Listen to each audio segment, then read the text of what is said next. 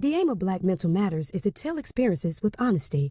Therefore, some discussions may trigger an adverse reaction. If a discussion is beginning to upset you, we advise that you please stop listening and talk to your support team.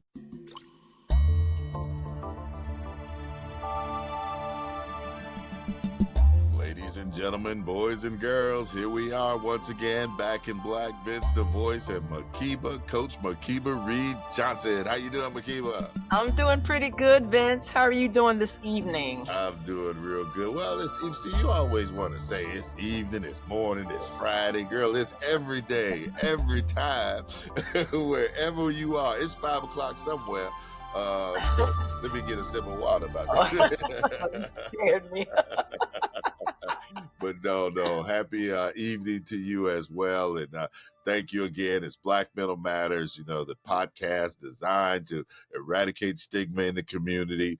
And as you brought forth to the world that June, this special month, is Men's Mental Health Month. Ain't that amazing?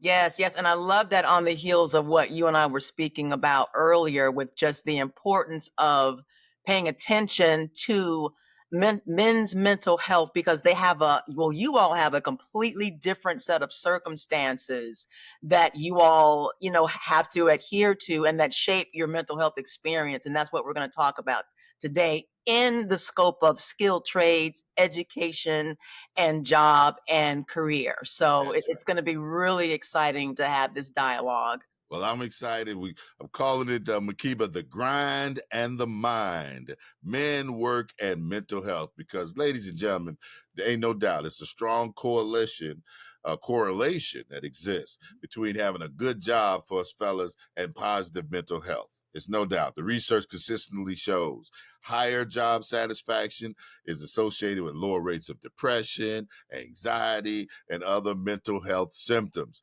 And conversely, being unemployed and job stress, that can negatively impact a man's mental well-being. And that could lead to higher rates of distress, and in some cases can even lead to suicide. So this is a very important topic that we're going to be hitting upon.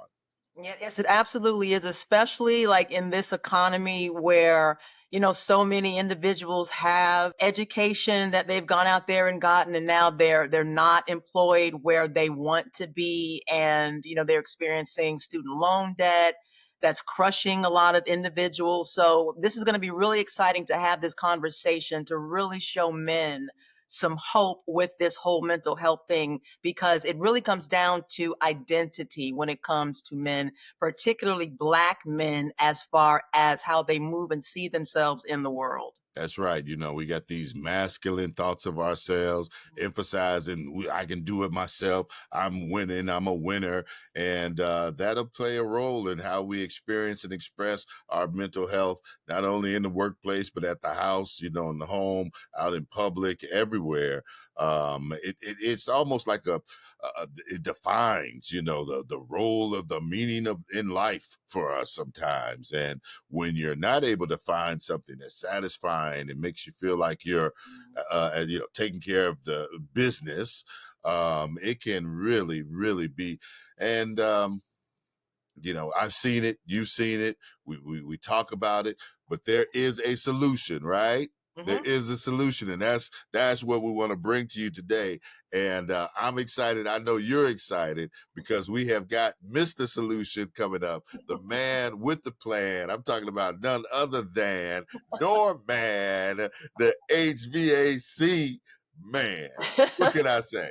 Yes, absolutely. And this is so exciting to be talking about this today, because it's really about finding that work-life balance and being able to, like Vince, you and I are from a whole different era where, people were all about the grind, and you work at a job for 50 years and then you were retiring and that was it.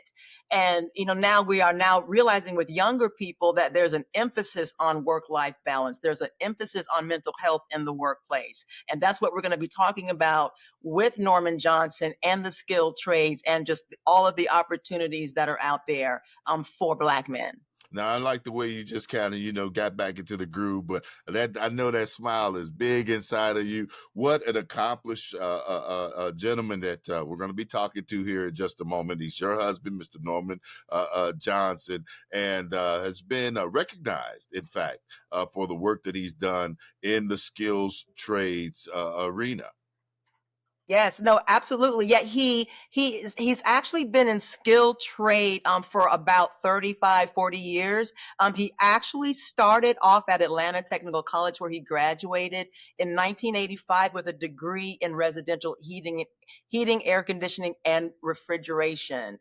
Immediately after he graduated, he began his career in apartment maintenance, and after only 2 years, he was promoted to maintenance supervisor over a staff of 6 maintenance technicians. So he has a history of coming out of school, working his way from the bottom, learning the industry from the ground up, and then he became an instructor.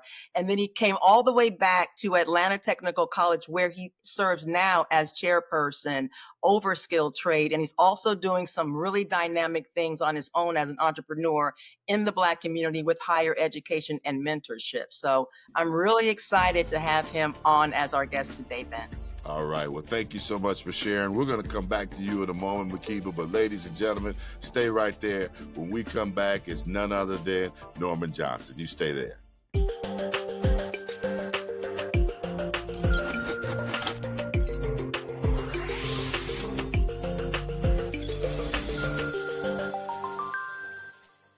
Welcome back, everyone. In the face of this America's growing skilled labor shortage, often overlooked is opportunity for that economic advancement, and one that could particularly benefit our Black youth, our community, is none other than vocational careers and trades like plumbing, electrical work, HVAC, and a whole lot more. I did not realize the United States is projected to be short of 550,000 plumbers by the year 2027.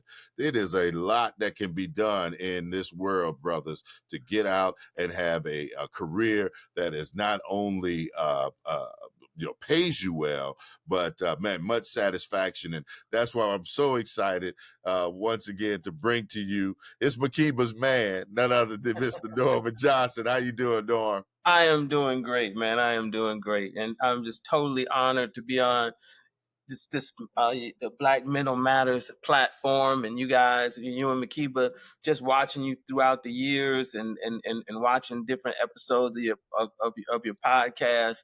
It's a real honor to be on here today. So thanks a lot. Well, I'm just thrilled to have you here. This is exactly what was in mind. I mean, we talk a lot about the clinical issues in mental health, but it's also just how we process things, how we navigate through this world. And for men, this month, being mental health month for men, is nothing bigger than for us than employment and what we do and how much money we make. And one of the things that you have shown, Norm, is that you don't have to go to a 4-year institution to be a success, that there is a lot and probably even more success that you can achieve in the world of skilled trades. Yeah, I mean, I had a lot of opportunities, a lot of different directions that I could have taken before I took the skilled trades avenue. And I took it really early, 17 years old, right out of high school. So I did not want to go to college. The move from up north to down south during my high school years really kind of took me off track as far as,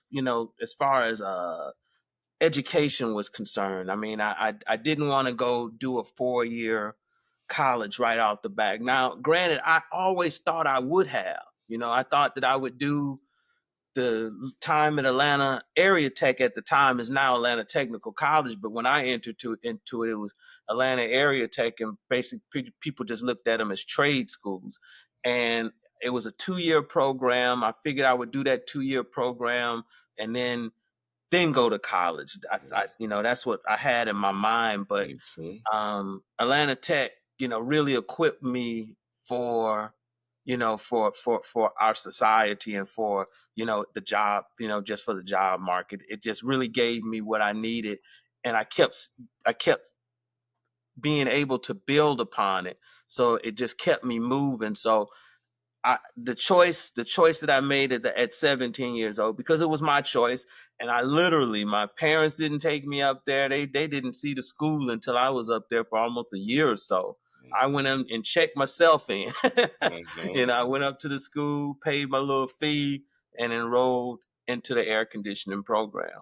Well, that's one of the things that I really want to hone in on, because our parents, in our community, the Black community, there can be a stigma about vocational training and vocational education. That, oh, that's low bar. That's not. You're going to go to the 4-year institution, and you're going to go, UGA, U of A, all of these big institutions, and the statistics have already shown. Again, 25% of the students go to college.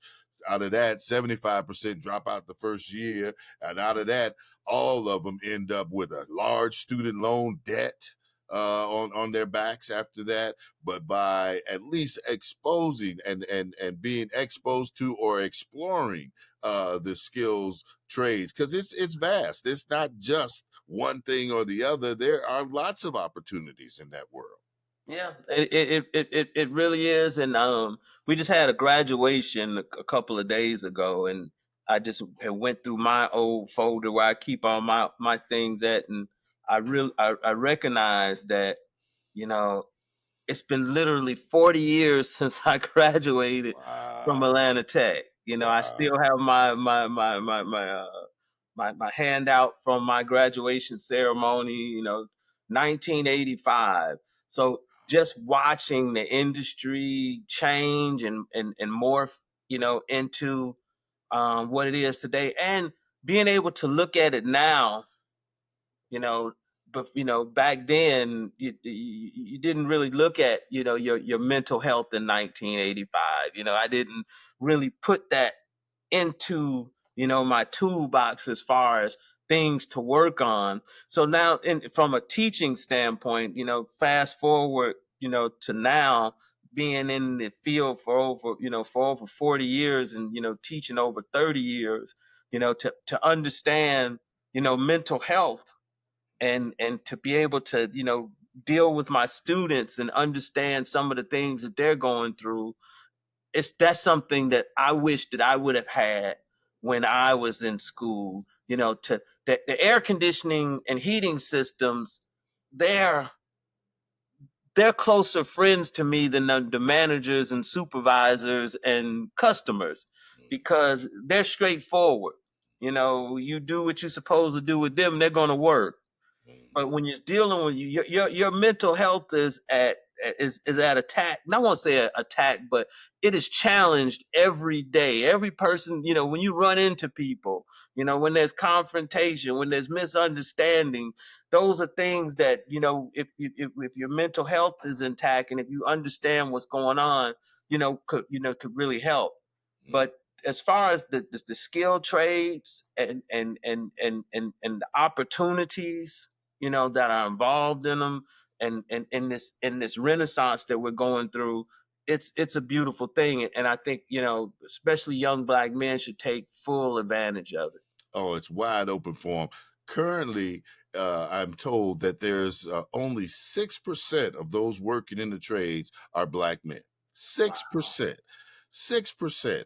There's a stigma, though. You talk about stigma about mental health. There's a stigma in the career trades. Again, parents gotta convince the parents, your peers, teachers, partners, exhibiting this stigma about pursuing a career in the skills trades. That it's dirty jobs, or this and those that lack brains or something like that. Then Black men themselves, and I know you don't have to get into in depth with it, but there can be some challenges to get it into a union, and the good old boy system. Everybody's not happy to see you coming with your skills in your pocket.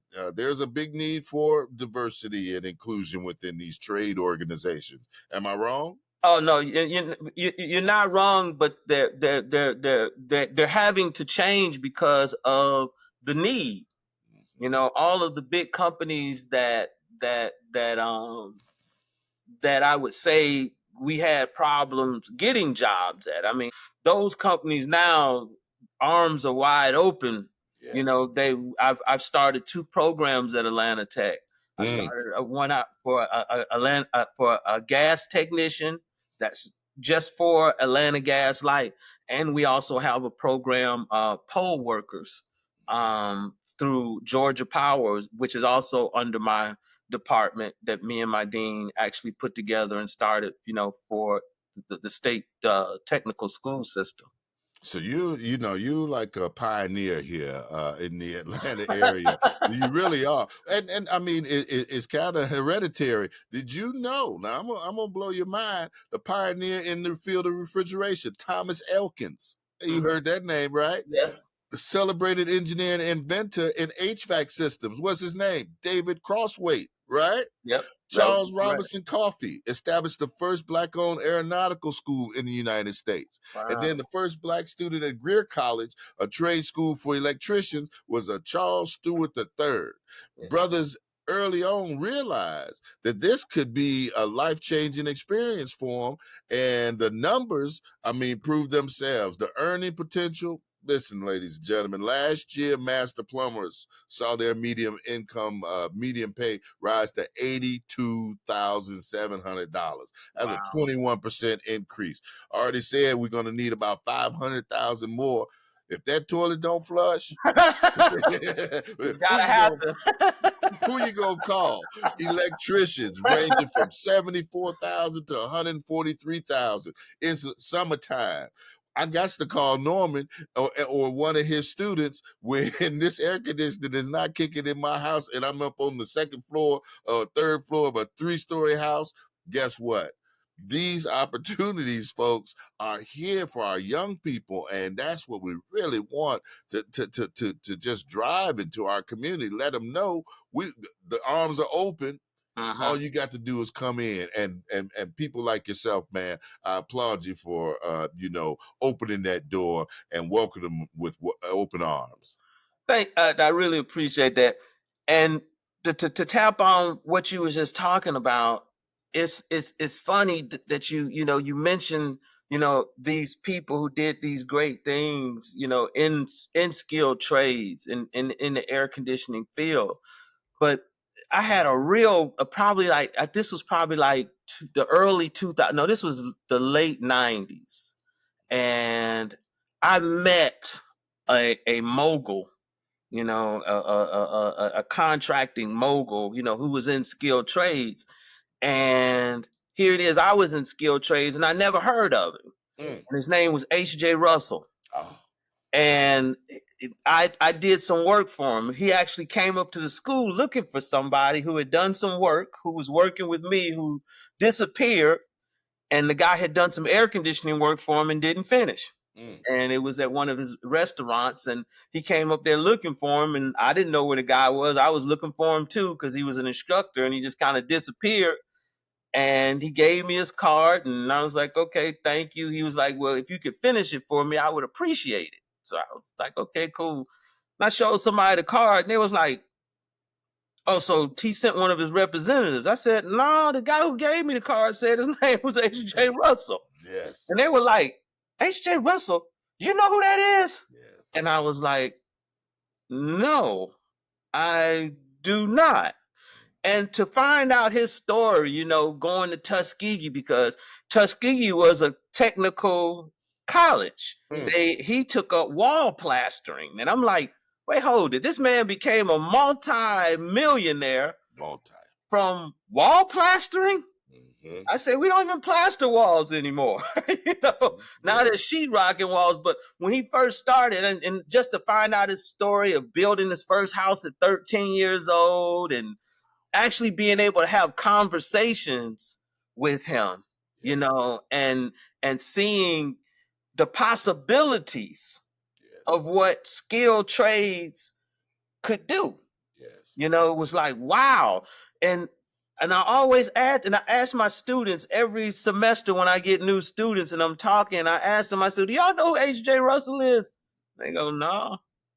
You know, and here it is.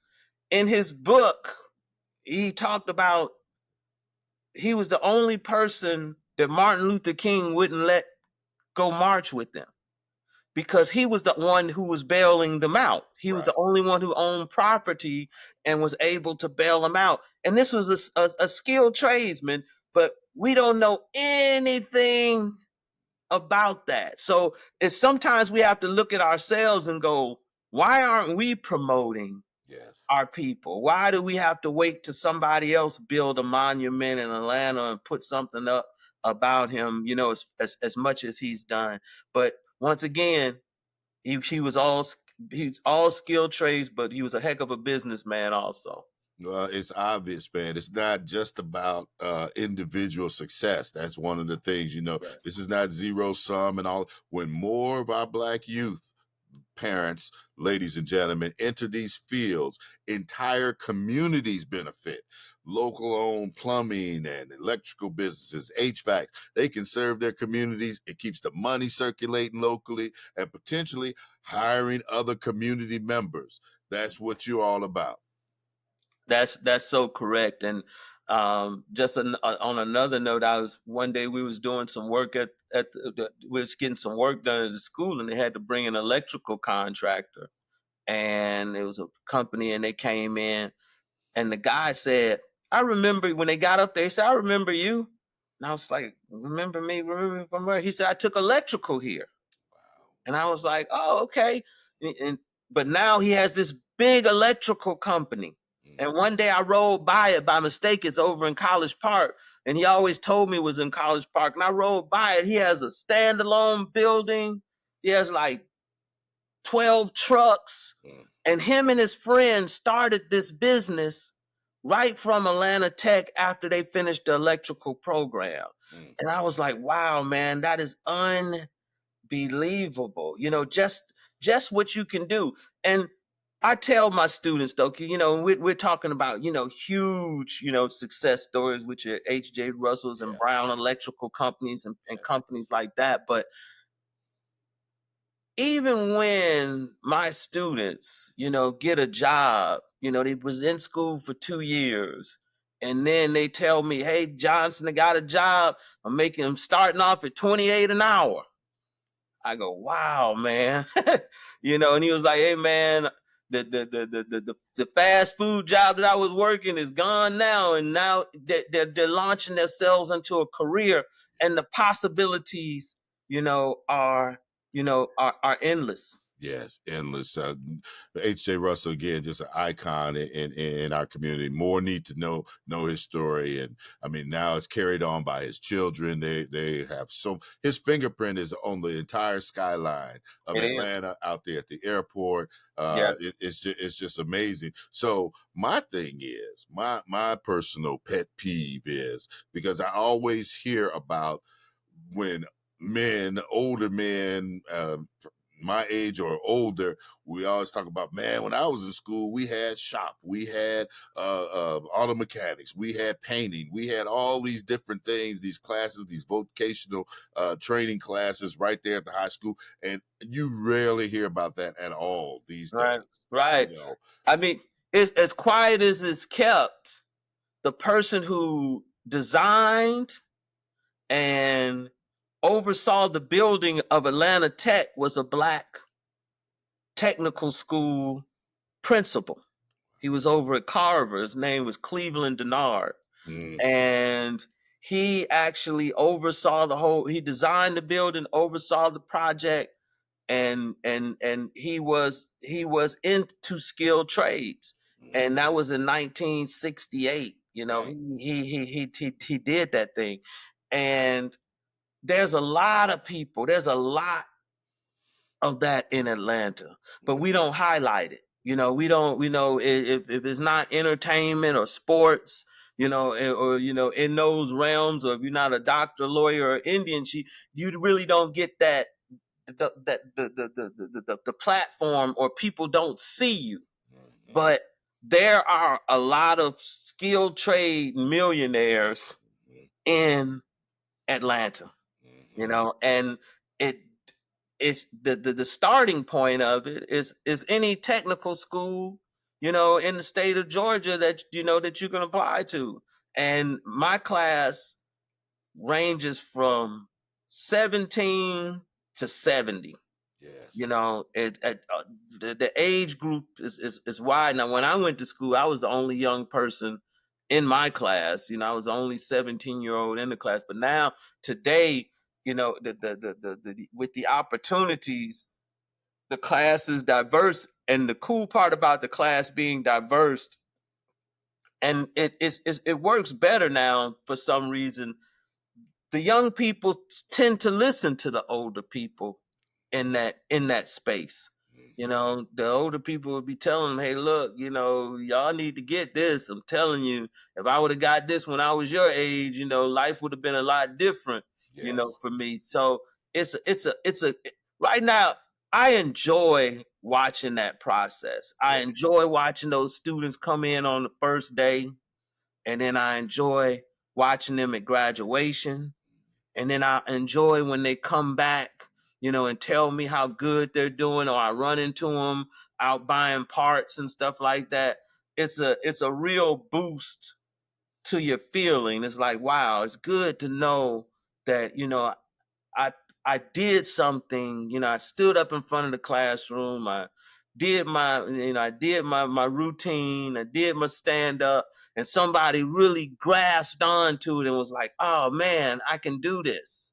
Well, And that's again, you know, Ken, you know, again, congratulations on. I feel it so much. You know, my experience with Job Corps in the past, and in fact, I got an email today. I'm excited. There's a push to our Congress people. You know, let's get this Atlanta Job Corps back up and going.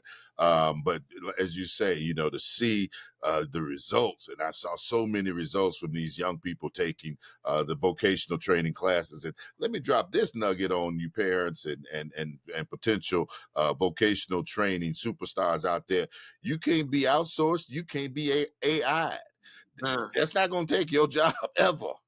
ever, Ever. yeah, They need, you know, you're using your mind, you're using your hands, you're using your skills, and we're going to need you here forever. So again, Norman, we just really appreciate, man, the work that you're doing. And we like I said, you know, it was in my DNA too about this vocational. So this won't be the last time that we'll be talking about this, because this definitely, it plays into the psyche in our homes with our men. You know, if daddy come home on payday, you know, he got $150,000 job because he's a HVAC man, that home is doing a whole lot better. Everybody happy up in the house, you know? yeah, and it's not, you know, people think it's like really really difficult work, you know, but that's just a mind, that's a mindset. Matter of fact, I was telling my students this morning, because my son walked by, who also takes air conditioning. He's in school now for air conditioning. He walked by and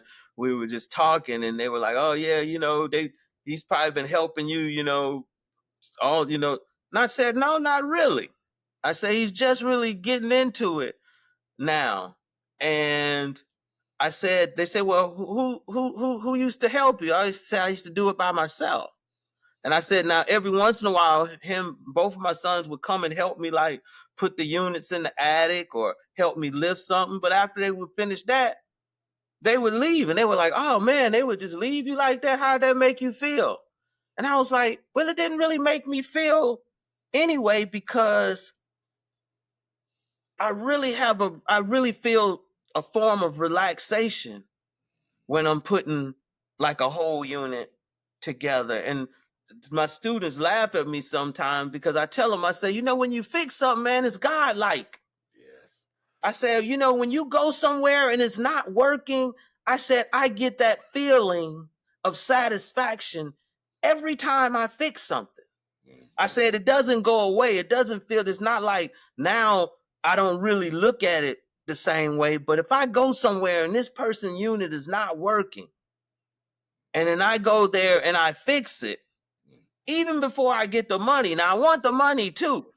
But even before I get the money, it's like I learned something that deals with the same thing that Einstein and everybody else, all the other scientists deal with, because it's very scientific. I mean, we deal with the laws of thermodynamics, Ohm's law, heat transfer, voltage, amps, ohms. We deal with a lot of science. Yes. And so when you see that science at work, sometimes you have to look at it as a phenomenon. I mean, because we don't even know why electricity and these poles are even here. Even here. Wow. That's right. That's right. That's right. Well, it's past time, folks, that we recognize the potential for skilled trades as a powerful tool for not only economic empowerment, but mental empowerment in our Black communities. By promoting these careers, Norman, we're not closing doors, but opening new doors that can lead to a more prosperous, equitable future for our youth, our families, our mental health, our communities, our homes. And so again, I'd like to thank you so much, man. We're running out of time, Norm, but this won't be the last time. Thank you again for all that you do. Thank you. People find out more information about you, where do they need to go?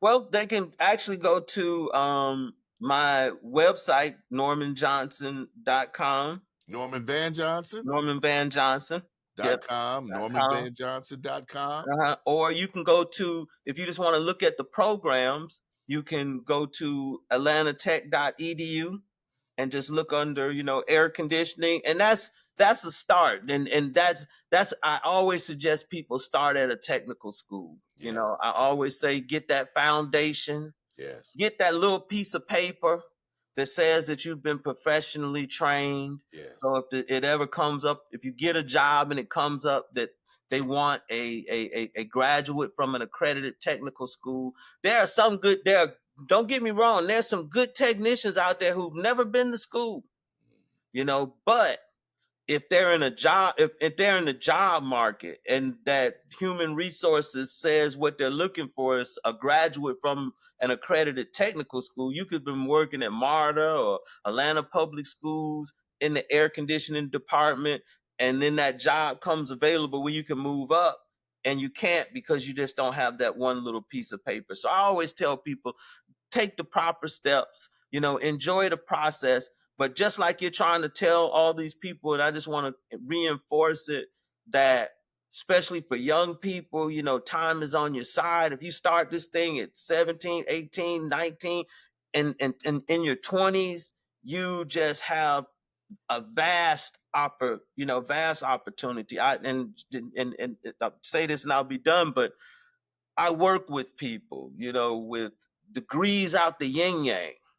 The person whose office was next to mine, had 2 master's degrees and was making less than me at the school, not including what I make after I leave the school. So it is, for young people, it's just a good opportunity. And I think that, at least take a look at it, see what you like. Doesn't have to be air conditioning. There's electrical, like you said, plumbing, and all types of things. So just wanted to reinforce that. Thank you so much, Norm. Thank you so much. And man, all I can say again is thank you so much. And thank you, man. Thank you so much.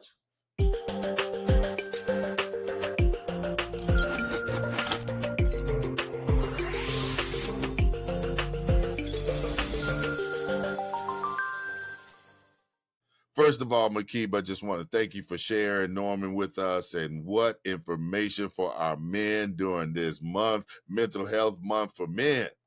No, absolutely. I'm so excited that he got a chance to come here and to share this information, because like we were saying, it's so important to prioritize your mental health, especially as a Black man with all of the other stressors, mentally and physically and socially and economically and racially, that Black men experience. So I'm so excited. And also, it's a really big thing that's currently going on right now in skilled trades, because the skilled trades movement is relatively new, with just as far as onboarding new, people that are interested in this field or in the skilled trades. The most exciting part is that they are starting off at the beginning talking about mental health in skilled trades. So it's not like our generation where, we're working for 30, 40, 50 years, and now they're just now starting to have conversations about workplace wellness. They're actually starting to have conversations about how to incorporate mental health and well-being into skilled trades and actually teach and support individuals that work in skilled trades. So that's huge to offer as far as, therapy, mental health support for substance and alcohol use disorder. That's huge. Some are even going a little bit deeper into life skill support for housing insecurity, even people that have, might be experiencing food insecurity that, their colleagues might not know about. You don't know what people are going through. So it's great that, that so many self-aware people have their finger on the pulse of skilled trades right now. I'm Yes, excited. yes, have their fingers on the pulse. And it's I didn't realize, but when thinking about it, how a fulfilling employment can be a protective factor for your mental health and even play a role in recovery. To give you a chance to focus. It's kind of like when you talk about getting in that ring and boxing and exerting yourself. Having a good career, and Norman talked about how he feels when he's able to get that air conditioning back up for somebody, and they so happy, and they hand him $4,000 right there in cash on the spot, But that can help you, stabilize yourself. You start getting focused. Then you like, look, I ain't got time to be worried about things I can't do nothing about. It's just. It's such a major part of our lives, so we have to really put some emphasis on our workplace and how it affects our psyche and what we do on a daily basis. So thank you again for sharing him with us. And thank you for all that you do, Makeba. And it's men. I don't know what else we could. I don't know what better advice we could give men this month. I really don't. I know this was and is huge, and I'm really excited about this, and especially with what Norman mentioned about having that satisfaction of finishing and completing something each day at work. A lot of people don't get that satisfaction, so that also helps you mentally. Well, see, now I'm satisfied because we've come to the completion of this great episode of Black Mental Matters. We encourage you to subscribe, YouTube, on Facebook, Instagram, LinkedIn, all of those. Reach out. We're looking to connect. If you have some good topics that you think we should be talking about or would like to be a guest on our program, we welcome that opportunity.